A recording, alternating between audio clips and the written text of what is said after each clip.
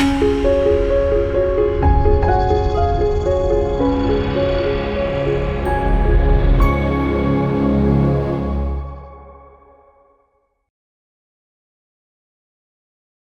మాత్రం. నేను మీ journalist Navatha. Welcome to our channel.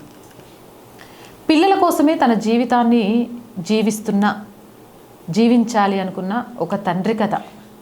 నిజంగా ప్రతి ఒక్కరూ చూడాల్సిన వీడియో. శర్మ గారు 68 ఏళ్ళు పూర్తి చేసుకున్నారు. మొత్తం కాలనీలో ఆయన ఒక ఆదర్శ వ్యక్తిగా పేరు సంపాదించుకున్నాడు.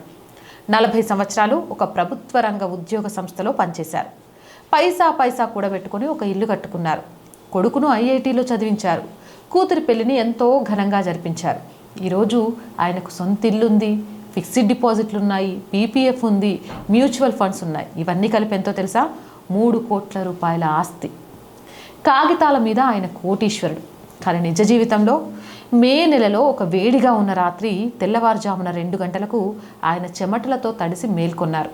ఫ్యాన్ తిరుగుతుంది, కానీ ఏసీ ఆఫ్లో ఉంది. 1 గంట ఏసీ ఆన్ చేస్తే సరిపోతుంది, లేకపోతే కరెంటు బిల్లు ఎక్కువ వస్తుంది అని అనుకుంటూ మళ్ళీ పడుకున్నారు. ఆయన కుర్తా చెమటతో పూర్తిగా తడిచిపోయింది. మరుసటి ఉదయం మోకాలి నొప్పి మొదలైంది. డాక్టర్ గారి దగ్గరికి వెళ్తే, శర్మ గారు మోకాలి మార్పిడి శస్త్రచికిత్స చేయించుకోండి, 6 నెలల్లో మళ్ళీ పరిగెత్తుతారు అని చెప్పారు. కానీ శర్మ గారు అలాంటిది ఏమీ చేయకుండా రిపోర్ట్ని తిరిగి బ్యాగ్లో పెట్టేసుకున్నారు.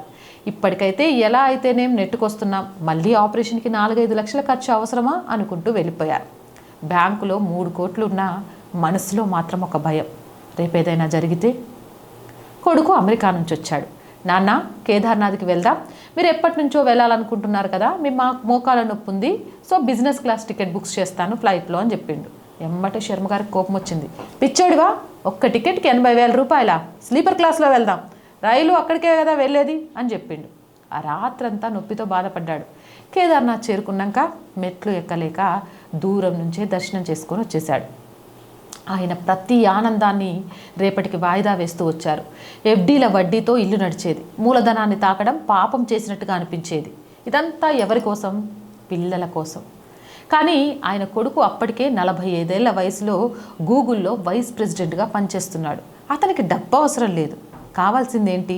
తన తండ్రి ముఖంలో చిరునవ్వు చూడడం. ఒకరోజు శర్మగారు వృద్ధాశ్రమంలో తన స్నేహితుడు వర్మగారిని కలిశారు. వర్మగారు అప్పట్లో స్విట్జర్లాండ్ పర్యటన ముగించుకొని వచ్చారు. శర్మ, నాకు 72 ఏళ్ళు, రేపేమవుతుందో ఎవరికీ తెలియదు. నేను ఒక హ్యాపీనెస్ ఫండ్ సృష్టించుకున్నాను. 20 లక్షలు ప్రత్యేకంగా పెట్టాను. ఒకే ఒక్క నియమం, దాన్ని దాచుకోవడానికి కాదు, ఖర్చు చేయడానికి. దాంతో ప్రతి సంవత్సరం ఒక కొత్త దేశం చూస్తున్నాను. శర్మగారు ఆశ్చర్యపోయారు. అయితే మరి డబ్బు అయిపోతే ఆసుపత్రులు ఖర్చెలా అని శర్మగారు వర్మగారిని అడిగారు. వర్మగారు నవ్వుతూ, డబ్బును 2 భాగాలుగా ఉంచు. మొదటి భాగం వృద్ధాప్య భద్రత కోసం, వైద్య ఖర్చులు, ఇంటి అవసరాలు, దాన్ని అస్సలు తాకొద్దు. రెండో భాగం నీ హాబీలు, ప్రయాణాలు, ఏసీలు, బిజినెస్ క్లాస్, ఇది ఖర్చు చేయడానికే.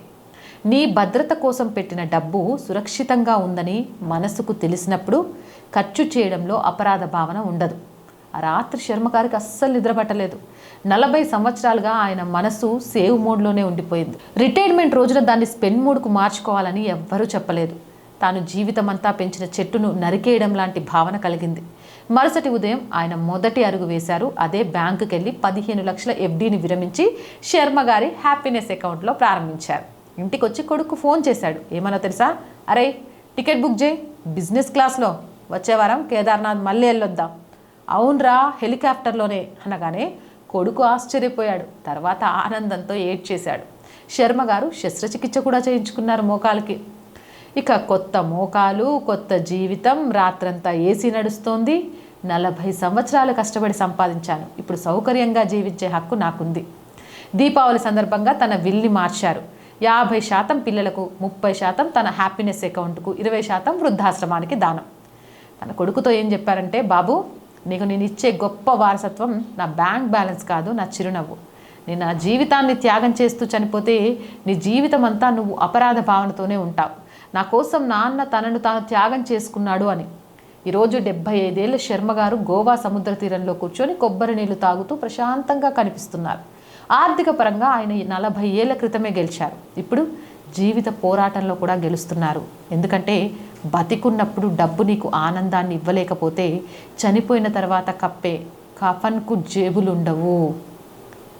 సేవ్ నుంచి స్పెండ్ మోర్కు మారండి. పొదుపు చేసే ఉద్దేశం ఒకరోజు దాన్ని ఉపయోగించి జీవితం ఆస్వాదించడమే, లాకర్ నింపడం కాదు. డబ్బును 2 భాగాలుగా విభజించుకోండి. ఒకటి భద్రత కోసం, మరొకటి ఆనందం కోసం. భద్రత బలంగా ఉన్నప్పుడు ఖర్చు చేయడం పాపంలా అనిపించదు.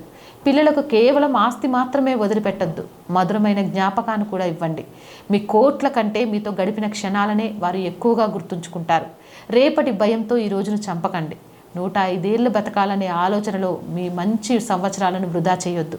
మీకు మీరే అనుమతి ఇవ్వండి. ఏసీకి, బిజినెస్ క్లాస్కి, అవసరమైన వైద్యానికి ఇవి ఖర్చులు కావు. 40 సంవత్సరాల కష్టానికి మీరు పొందే బహుమతి. దయచేసి ఈ మార్పును ఇప్పుడే ప్రారంభిస్తారని ఆశిస్తూ ప్రతి రిటైర్ అయిన వృద్ధాప్య తల్లిదండ్రులకు ఈ వీడియోని అంకితం చేస్తున్నాను. జై హింద్, జై భారత్. అండ్ మోర్ వీడియోస్ కోసం our group of channels, our voice, our political, our Sanskriti 3 ఛానల్స్ని వెంటనే సబ్స్క్రైబ్ చేయండి. ఆఫీస్ని రన్ చేయడానికి ఆర్థికంగా చాలా ఇబ్బంది పడుతున్నాం. మీరు సహాయం చేస్తున్నారు కాబట్టి ఈరోజు ఆఫీస్ నడుస్తుంది. అలాగే ముందు ముందు కూడా సహాయం చేస్తారు. మేము బ్రేక్ ఈవెన్కి చేరుకునేదాకా అని ఆశిస్తున్నాను. చెయ్యాలి అనుకునేవారు కింద స్క్రీన్ మీద గూగుల్ పే, ఫోన్పే నెంబర్ ఇచ్చాము. మీకు తోచిన సహాయాన్ని చేయండి. లేదా దాంతోపాటు బ్యాంక్ అకౌంట్ డీటెయిల్స్ కూడా ఇచ్చాము. వాటి ద్వారా కూడా మీకు తోచిన సహాయాన్ని అందించవచ్చు. అలాగే వ్యాపార ప్రకటనల కోసం 8328500576 నెంబర్ని సంప్రదించండి. జై హింద్, జై భారత్.